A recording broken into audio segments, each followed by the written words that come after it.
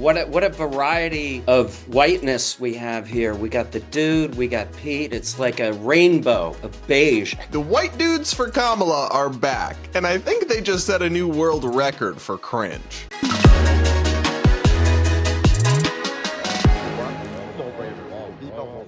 White Dudes for Kamala is back on their BS. MSNBC goes peak identity politics. A Republican is making Kamala Harris's family an issue again.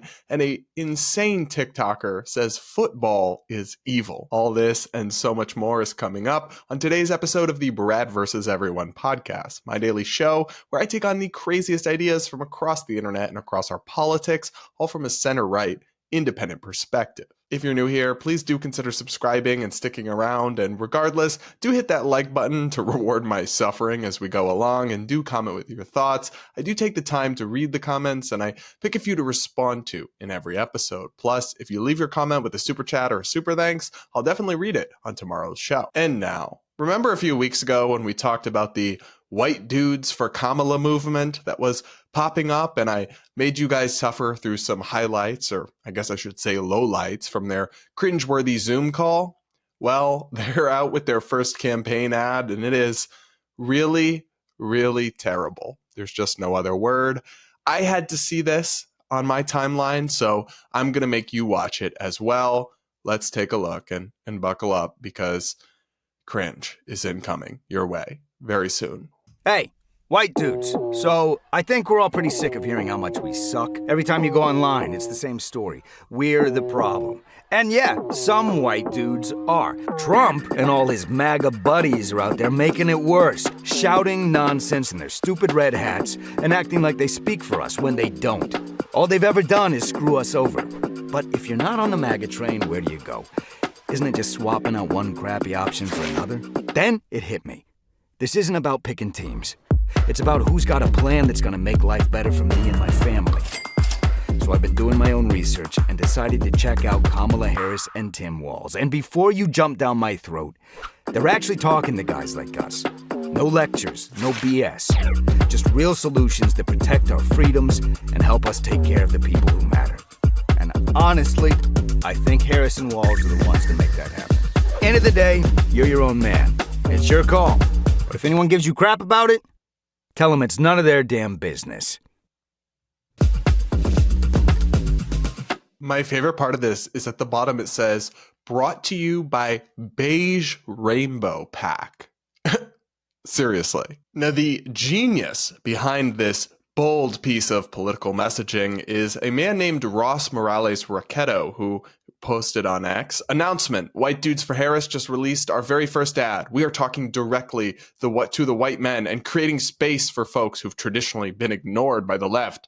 At the end of the day, this isn't about judgment. It's about providing for self and family. You might recognize him because he was one of the lead organizers of the White Dudes for Kamala Zoom call, and I'm going to make you relive a few highlighted moments of that just because I enjoy making you suffer alongside me. So let's take a look. Over the last few years, I've been thinking a lot about men. What a variety of whiteness we have here. We got the dude, we got Pete. It's like a rainbow of beige. A woman president, man. How exciting. Anyway, just wanted to show you guys that in case you'd forgotten who the geniuses are behind this political brilliance. And now we got to talk about this ad for a second, because holy crap, it is the most cringe-worthy attempt at blatant pandering I have seen in a very, very long time. Obviously, I'm not the target demographic.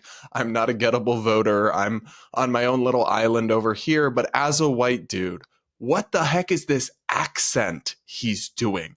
Is this how white guys talk? Is it supposed to be like a Boston accent, a Midwest accent? I don't know what it is supposed to be, but it is so clearly calculated as a blatant attempt to pander to white men. I don't know how any white dude could see that and feel anything other than a chill and a cringe. Like, it's not compelling. It's cringe-inducing and honestly slightly offensive. And the bit in here about how Kamala and Walz have the plans to make your costs go down and you can take care of your family is a real hard sell. when y'all are the ones who've been in power as everything has gotten more expensive and as people have struggled to take care of their families. That's just a hard sell, honestly. So good luck with that one, my dude. But I don't think that's going to be a very effective message. In the same way, it's like, oh, look, they talk to guys like us. And then there's a picture of them talking to white firefighters or something. Excuse me? Like, wow, congratulations. You speak to white men. You deign to grace them with your presence. How good of you. Wow, you really deserve my vote for that. What? Imagine doing that like to an ad targeting black voters. They're like, they speak to people like you. And then it just shows a politician speaking to black people. Like, yeah, babe, that's not an accomplishment. That's not extraordinary. That's kind of the expectation, that you will speak to some of the voters you hope to sway in your favor. You don't get a prize for that. You don't get a trophy for that. And it's funny how they open this ad with like this whole spiel about how, you know, everyone thinks we're the problem and white men are bad. It's your side doing that, my dudes. It's literally the woke left that does that, which is where Kamala comes from. I know she's trying to pivot a little bit right now, but it's still very much where she comes from and where her values are. Remember, her values haven't changed. And it is not the right wing that does that. It is very much the left that has demonized men as a category in online spaces, that has, you know, peddled in collective guilt towards all white people and shamed white people. So if you're going to bring that up, you realize that's not exactly a point in your favor. It's really not. And I can't help but feel just kind of insulted when they essentially suggest that you can be one of the good white men if you don't support Trump. Like, actually, I don't think demographic groups of people are bad just because of how they think politically. And I don't think that you have to be a certain type of ideology to be a good person. It doesn't make you a shame or disgrace. If that's just, the whole thing is ridiculous. It's condescending, it's cringeworthy, and ironically, the only people in the comments when this was shared on Twitter that I saw that thought this was actually compelling were woke white women who've been fully coconut pilled. And it all presents a really interesting dichotomy, because one of the things that Kamala has done well in her campaign is that, at least since becoming the Democratic nominee for president, she personally has kind of leaned out of identity politics and tried, though she struggled because she's not very good at this, to talk about policy or a vision for America. But for example, in her CNN interview, when she was asked about race and had the opportunity to play the victim card, she dodged the question and just said, "Don't care. Next question." That was a good answer. And in other ways, she hasn't leaned into the identity politics stuff anywhere near the amount that she did in 2020, running for the Democratic nominee, or that Democrats have in past elections. She's kind of leaned away from the identity politics stuff, more so than I expected. And I think it's very smart politically and very astute. But then you have her allies doing shit like this. And to be clear, this is a super PAC, so it's an outside group. It's not formally affiliated with her campaign, and she can't directly control it. Her allies just can't help themselves. They can't quit their addiction to identity politics. And the hilarious thing about that is that the more Democrats play identity politics, the more they lose. America is fed up of this divisive nonsense. And the more they talk about the issues, the better chance they actually have.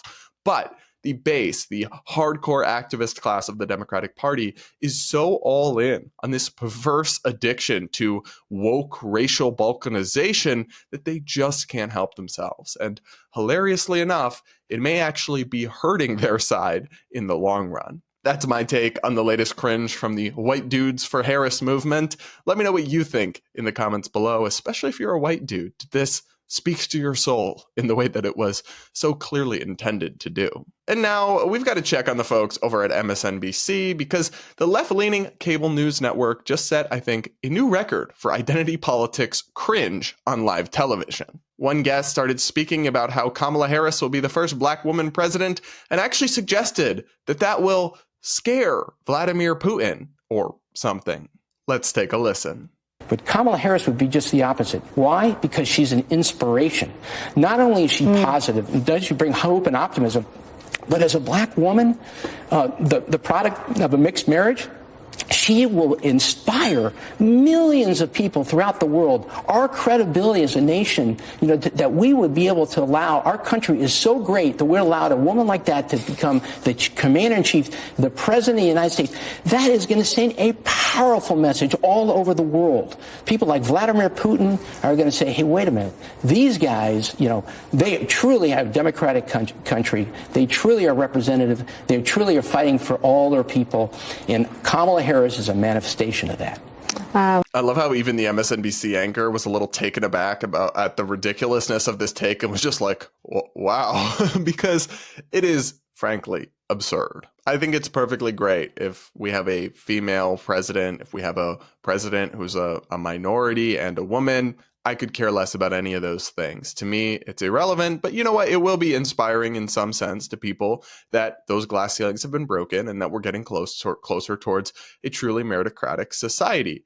However, it's not a great sign when you go on a little clip and a rant about how inspiring Kamala Harris is, and the things you're citing are all things she has no actual control over, that are just kind of happenstances of her birth, rather than any actual deeds she has done, choices she has made, or accomplishments she's achieved. Like, yikes. And I just have to laugh at the notion that Vladimir Putin, the dictator of Russia, is somehow going to be taken aback or put on notice by the fact that America elects a black woman president. Babe, he could not care less whether she is black, brown, purple, pink, orange, whether we have an orange president or a white president or a black president. He is looking at the person across from him to see, are they shrewd? Are they frightening? Are they going to put a stop to me and my aggression and my antics? Are they going to be weak or strong? And none of those things have anything to do with a person's skin color or their chromosomes. So those are utterly irrelevant factors, and it is preposterous to suggest that foreign leaders like Putin will give a damn about what boxes the next president checks off on the census. But what we actually do have to go off of is the actual record of the time that Kamala Harris has been vice president and the Biden-Harris administration has been in charge. And during that time, Putin invaded Ukraine, an illegal invasion of a sovereign country, which was something he's wanted to do for a long time, but notably did not do while Trump was president. So it's a counterfactual. We don't actually know. Maybe he still would have invaded if Trump had been reelected. But at the very least, I think we can conclude that Putin looked at the Biden-Harris administration and was not intimidated, was not taken aback by their diversity or their prowess in checking boxes off on the census. No, he saw them as weak. I think it is great, or just perfectly fine, that Kamala Harris is the product of a mixed marriage. I could care less whether a presidential candidate is male or female, but gosh, people on the progressive left need to stop pretending that these things are accomplishments, and they need to start evaluating people as individuals for their merit, because this approach is truly just epidemic in their commentary, and it is absolutely, utterly untethered from reality. But what do you guys think? Do you agree with me or this MSNBC commentator? Let me know in the comments below. And now we've got to talk about the Republican governor of Arkansas, Sarah Huckabee Sanders, who's a Trump supporter and ally of the former president, who just went after Kamala Harris in a way that's causing controversy. Let's take a listen to what she had to say. Not only do my kids serve as a permanent reminder of what's important, they also keep me humble. You can walk into a room like this where people cheer when you step onto the stage, and you might think for a second that you're kind of special. Then you go home and your kids remind you very quickly you're actually not that big of a deal. And ours are pretty good at it. So my kids keep me humble. Unfortunately, Kamala Harris doesn't have anything keeping her humble. You would think after 4 years of straight failure, she would know a little humility. Unfortunately, she doesn't. You would think after 4 years of wide open borders, skyrocketed inflation, and an embarrassment on the national stage, she would be held accountable for the failures of this administration, but she thinks she can walk away and get out of it. But we're not going to let her.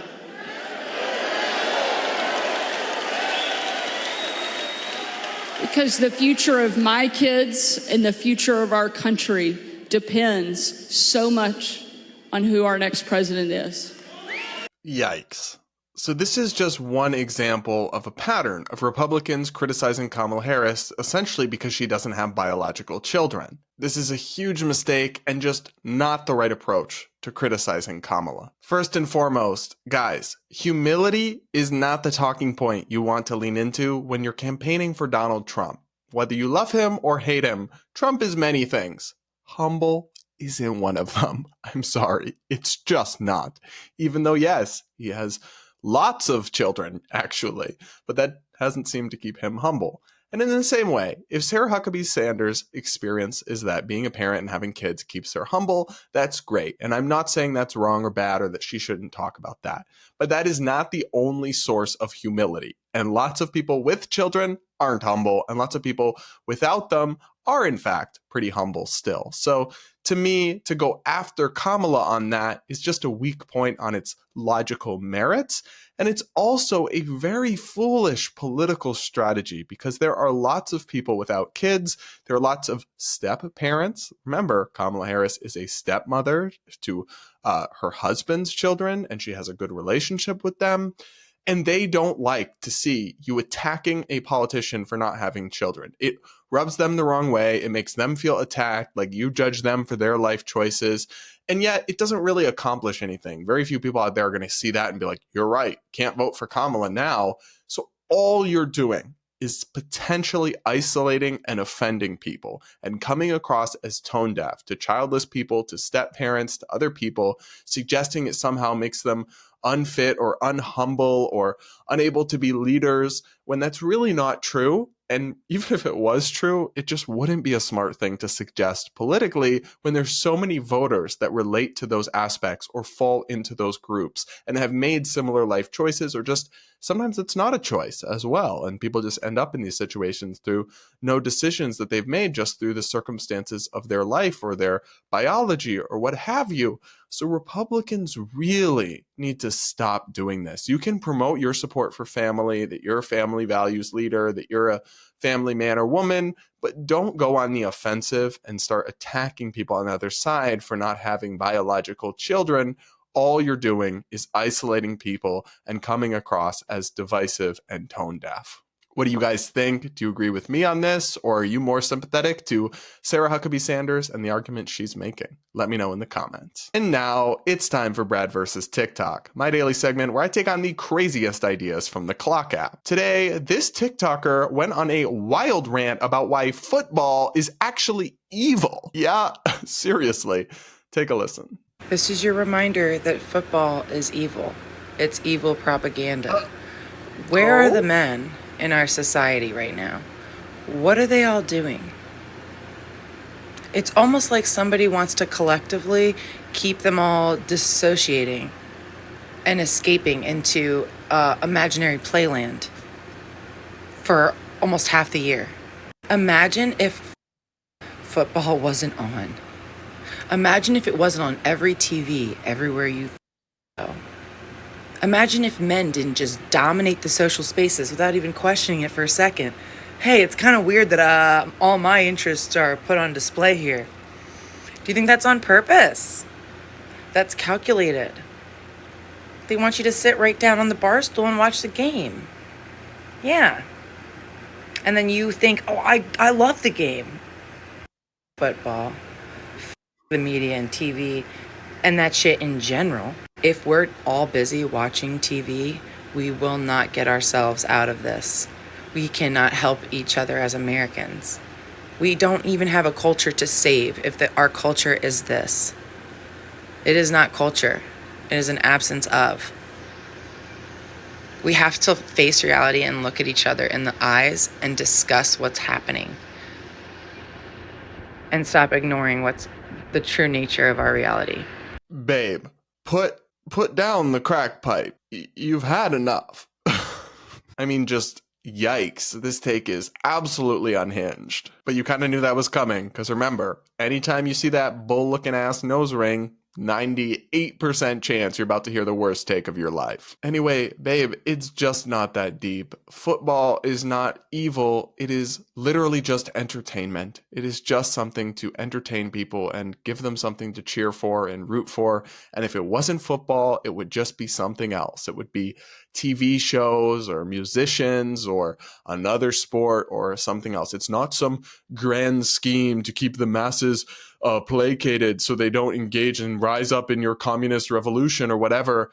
It's just entertainment. It's existed in different forms in every society always. It's a natural thing that humans need and want, and there's really nothing wrong with it in a general broad sense. I'm not a huge football guy, but the idea it's evil is just laughable and absurd. But she apparently also thinks that it's not just evil, but racist, because in the comments she added, when somebody wrote every form of entertainment is an imaginary playland, she wrote yes, and some of it is waving military flags and selling you white nationalism. Babe, excuse me?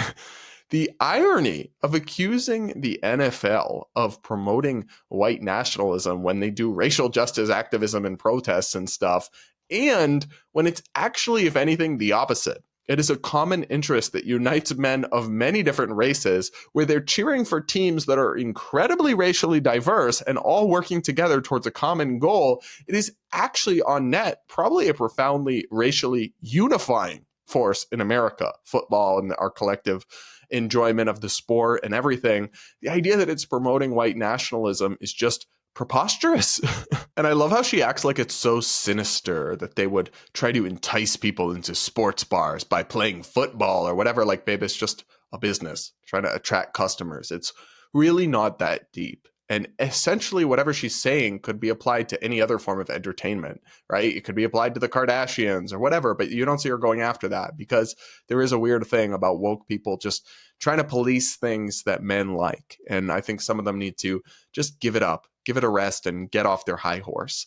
That's the problem, fundamentally, with a lot of this woke stuff. They are anti-fun. They are joy-killing. They seem determined to just suck the fun out of life, destroy humor, problematize basic forms of entertainment, and just get in the way and muck up things that people enjoy.